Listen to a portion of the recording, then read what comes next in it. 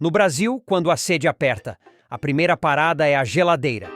Mas do outro lado do Atlântico, em Portugal, a solução é o frigorífico. Essa pequena diferença linguística é como uma ponte entre culturas que, aos poucos, está sendo atravessada. Imagine o cenário. Crianças portuguesas agora trocam o termo relva pelo grama e preferem uma dica, em vez de uma sugestão ou autocarro por ônibus. O que está por trás dessa mudança radical? A resposta pode estar nos influenciadores da internet.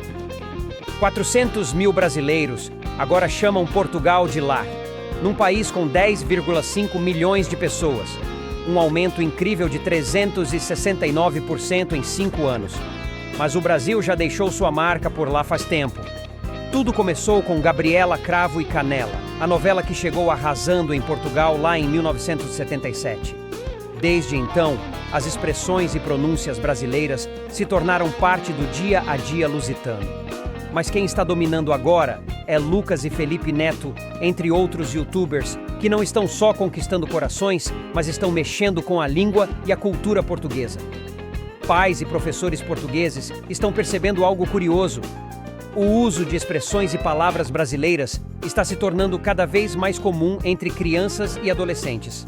Mas a situação fica ainda mais intrigante quando encontramos um caso como o de um menino que fala português com sotaque brasileiro, mesmo sem ter qualquer parentesco com o Brasil. Conversando mais a fundo com ele, descobrimos algo surpreendente. Parece que ele passa horas e horas assistindo vídeos sem supervisão até altas horas da noite. Um vídeo atrás do outro, sem parar. E o mais intrigante é que há pouquíssima comunicação com os pais. Eles mal corrigem seus filhos quando falam ou sequer os escutam.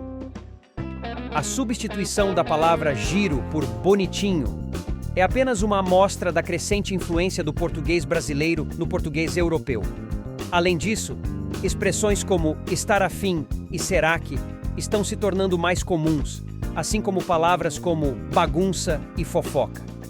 Essa mudança reflete a interconexão entre as diferentes variantes do português e a forte influência da cultura brasileira no cenário linguístico europeu.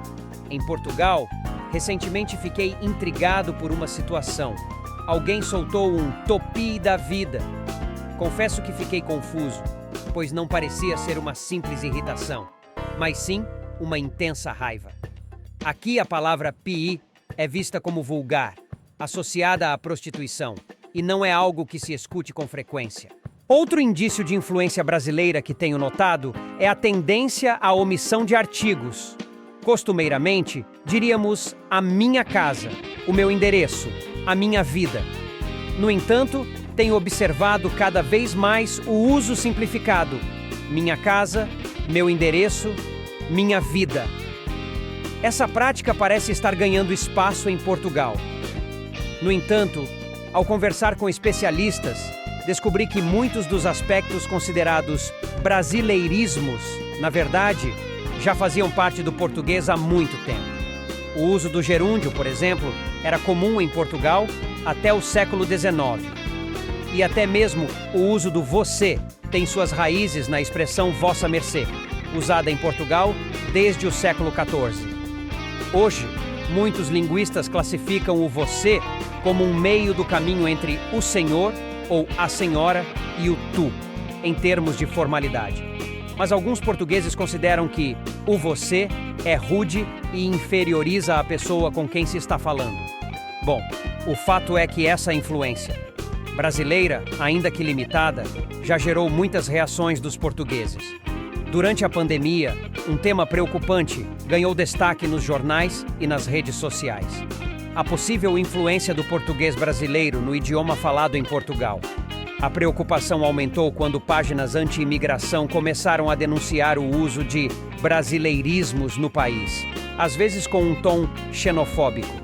No entanto, linguistas e pesquisadores argumentam que mudanças na língua são normais e acontecem constantemente. Embora possamos ouvir algumas palavras ou expressões brasileiras sendo adotadas por portugueses, isso não significa necessariamente uma mudança definitiva no idioma.